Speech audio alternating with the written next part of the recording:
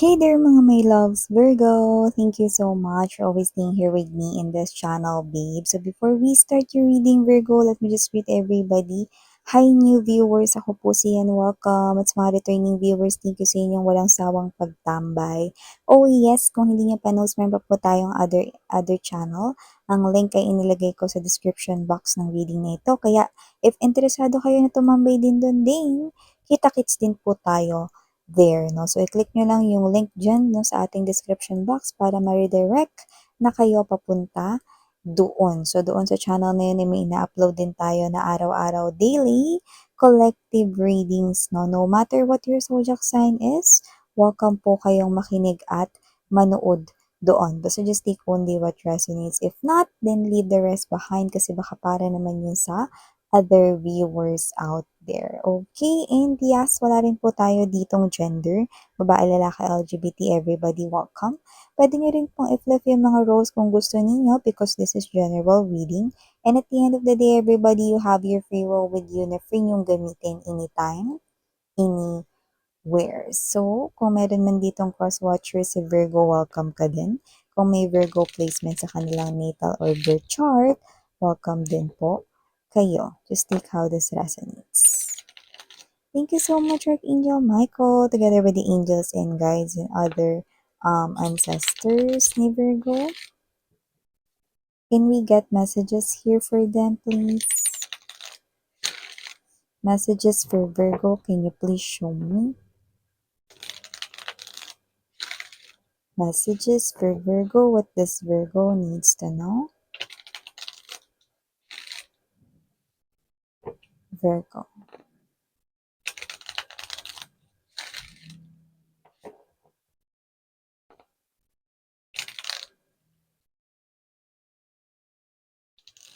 Okay.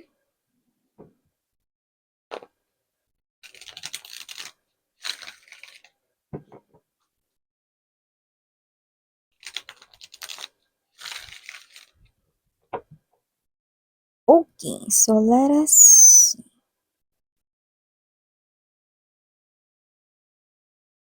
So guys, you have here the temperance energy. Present din para sa inyo. Oh, we have the angel and the devil right here. Two major arcanas already. Eight of coins energy andito din. Nine of swords, two of cups. Six of swords. Bottom of the deck we've got here for you guys. Six of coins, three of swords, and the Six of wands energy. Unahin na natin, may magpapapansin rito na ex-person sa inyo. Yan, no? Someone na nagkaroon na kayo ng historical love story. Anong historical, miss yan? No? Yung to the point na almost or muntikan ng maging kayo like magpakasal, ganun. Muntikan na magpakasal, muntikan ng magkatuluyan, ganun. Ano, almost to the point. Yan, magpapapansin siya, miss, yan, kailan? Yan, no? Well, sa nakikita ko yung iba nag-start ng magpapansin sa inyo. Yan, no? Please check your message request inbox, no? Kasi I do pick up that this is an online, okay, na mensahe. So, posibleng may pag-block dito, so doon mo na mapupunta, if ever man, no? Or kung wala mang pag-block, no, doon pa rin mapupunta. Okay? So, just take how this resonates, okay? So, nakita ko dito ng pagpapapansin ng ex sa inyo, Virgo. Okay? Maliban dyan mga babes, nakikita ko dito, we've got the angel and the devil right here. So, nakikita ko dito na mukhang meron kayo ditong pag-iisipan. To the point, no, na parang hindi ninyo alam kung paano kayo magre-react dito. Feels like it is an important, no? Importante ito, no, na sitwasyon. Pwedeng may kinalaman sa iyong trabaho, related could be yung kaperahan ninyo or way of earning a living, baka sa negosyo naman ito. Kung ano man ito mga babes, no, parang hindi ninyo alam kung anong role ang inyong dapat na i-portray dito. Kung kayo ba ay magiging devil dito, or kayo ba ay magiging anghel? Alam niyo, no, I remember, no, one of the palabas 'no, Once Upon a Time 'no, kung alam niyo yun, kung saan may mga aral yung napapanood 'no. Kung saan 'di ba meron dun na parang palabas kung saan may bata dun nag-iisip siya 'no, tapos may lumalabas na sa left side niya 'no, merong devil, sa right side naman is yung angel. Dapat ko bang galawin 'to o wag na lang? Yan 'no.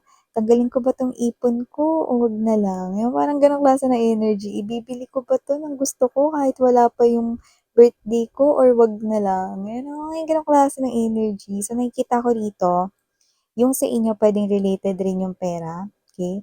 Puwedeng related sa trabaho ninyo or sa negosyo ninyo. Parang, kunin ko ba 'to or wag na lang? I-accept ko ba 'tong offer na 'to o yung isa na lang? Yan 'no? Parang meron ditong sitwasyon kung saan hindi mo alam kung ano yung role na ipo-portray mo, ano?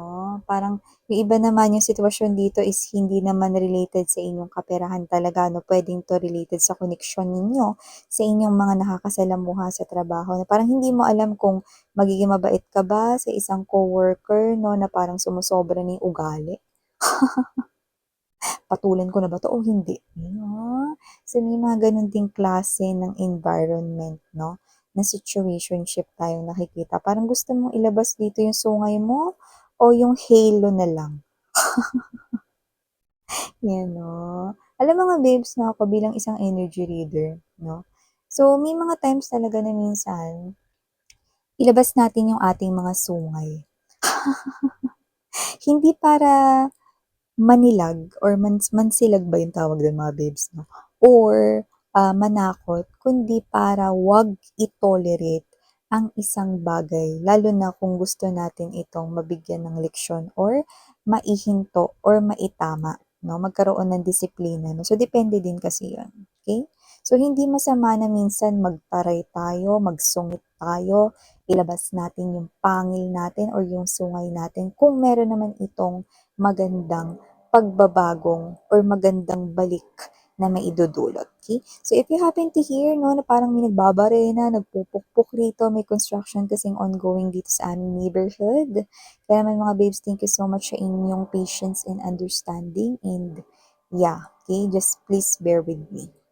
Yan. So, going back dito, nakita rin ako dito ng situations kung saan ito naman ay pagdating sa inyong love life naman. So, nakita ko dito ng energy na posibleng meron na ritong kumukonek sa inyo. Kung hindi pa man din kayo, parang nasi-steer or natitimpla niya na 'no, ng bonggicious sa tamang timpla ang iyong heart strings. Ang taray.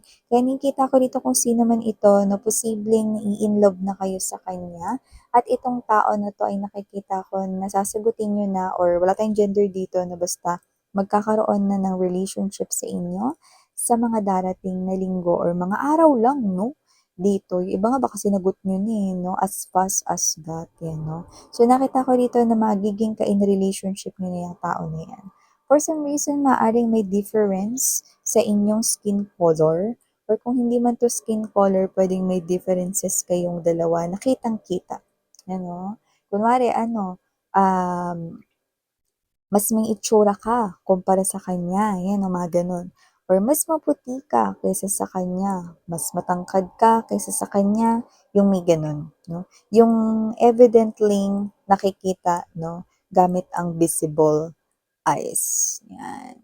So, yung iba naman na meron ditong ka-connect na ka-in relationship niyo na, like boyfriend, girlfriend niyo na rito, nakikita ko rito na posibleng mag-usap kayong dalawa 'no, at nakikita ko rito na posibleng magkakaroon dito ng bahagyang kalungkutan 'no, at, posibleng magkaroon kasi alam mo yung energy kasi ganito, eh, posibleng hindi kayo magkakasama sa pag-celebrate ng isa sa Pasko. Puwedeng sa Pasko magkasama kayo pero sa New Year hindi. Tapos sa New Year magkasama kayo pero sa Pasko hindi.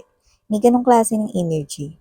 So, nakikita ko dito na maaaring siyempre bilang lovers gusto ninyo magkasama kayo magse-celebrate ng parehas na masaya at importanteng okasyon na 'yan, 'di ba? So, dito nakikita ko na parang isa lang ata yung puwede ninyong ma-celebrate together. Maybe because of work related or meron ritong parang kailangan ng umuwi or bumalik 'no, dahil sa trabaho or whatever 'no, or parang limitado lang yung parang pagbisita or magiging approach niya rito, na parang nakalib lang siya ganito, pinayagan lang siya sa ganitong klase ng dates, mga ganun lang, 'no.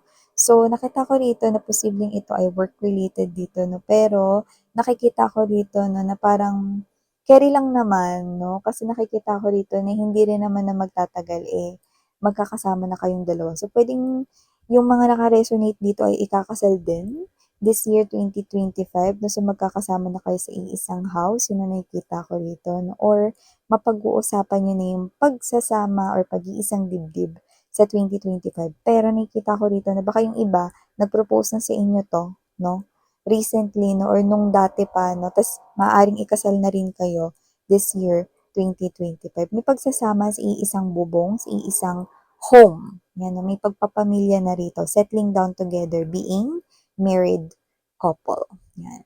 So maliban diyan, Virgo, nakakita rin po ako dito ng energy kung saan posibleng marami-rami na sa inyo yung nakaka-move forward, you know, hindi lang sa love kundi sa sitwasyon niyo rin sa inyong kaperahan, 'no. So ibig sabihin, anong ibig mong sabihin dun, Miss yan? Ibig sabihin mas makaka-LL na kayo ngayon or makakaluwag-luwag na kayo ngayon sa kaperahan ninyo dahil meron ng mga matatapos or mag-e-end na mga utang 'no, yung mga hinuhulugan ninyo diyan, mapa-cellphone man 'yan, mapa-gadget, mapa-furnitures 'no, may matatapos na diyan at makakaluwag-luwag na kayo rito 'no, at maiipon niyo 'yan sa inyong savings, 'yan 'no. So maganda itong balita 'no, kasi nakikita ko rito na bukod sa nakakadagdag ito sa iyong well-being 'no, mas nagkakaroon ka rin dito ng confidence na hindi para mangutang ulit kundi para masabi mo sa sarili mo na kaya mo pala na mabayaran 'no, yung ganitong klase ng mga utang. 'Di ba ang sarap sa feeling 'pag matatapos ka ng humulog dun sa cellphone mo, sa furnitures 'no, or sa whatever na hinuhulugan mo, kotse, bahay 'no. So fulfilling yung pakiramdam 'no, lalo na yung mga nakita ko rito 'no is yung bahay yung hinuhulugan nila 'no, yung iba naman puwedeng lampas na sa kalahati 'no, very fulfilling pa rin kasi nararamdaman nila, "Ay malapit na ako matapos." Yan 'no. So gano'n yung nakikita natin dito na bahay, lupa or kotse, ganyan. So maliban diyan, Virgo, nakita rin ako dito ng energy. Yung iba ba sa inyo parang may insomnia or nahihirapan kayong makatulog mga babes 'no? Nakikita ko rito 'no, na posibleng may mga nagso-struggle dito sa sleep, okey? Pero alam ninyo, mga mahal 'no, kung wala kayong insomnia at hindi kayo makatulog kasi may mga sleepless nights kayo ritong mga lumalabas, eh, 'no. May mga araw na magiging sleepless nights kayo, hindi kayo makakatulog kaagad 'no, pero wala kayong insomnia. It is because someone here is thinking about you. Someone here is thinking about you and naapektuhan siya ng Mercury retrograde 'no, na na dumaan lamang nito, nakaraan 'no. So, greatly affected siya doon 'no. That is the energy here of someone who misses you.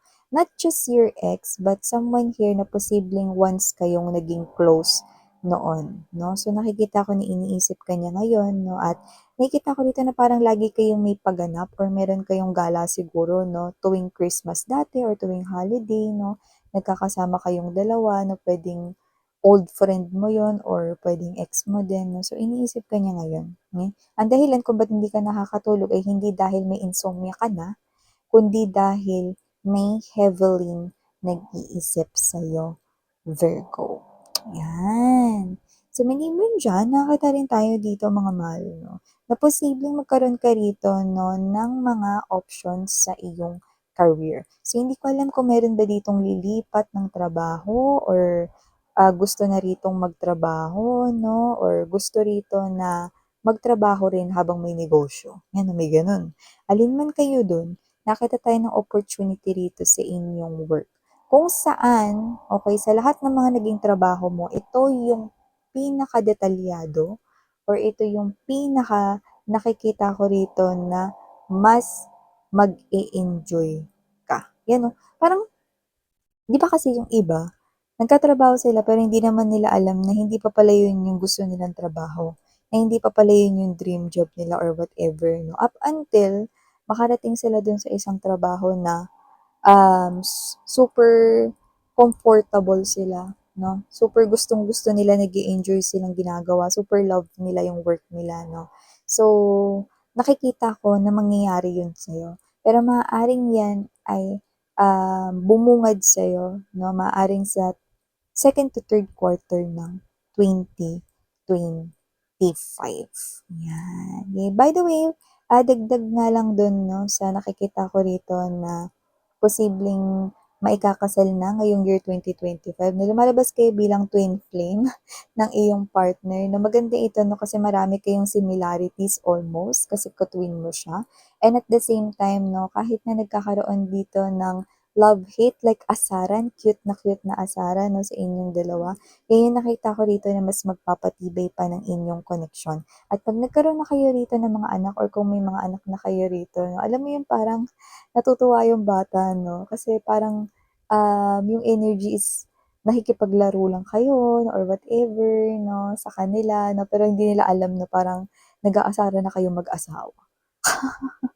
Pero ang cute lang ng vibe 'no, kasi nag-e-enjoy rin pati yung inyong mga chikitings, 'yan 'no. So, ito yung mga energy na nakuha natin para sa'yo, Virgo. Maraming salamat sa oras mo and muli ako si Yan Sarang Hiyo, Love in Light. 안녕.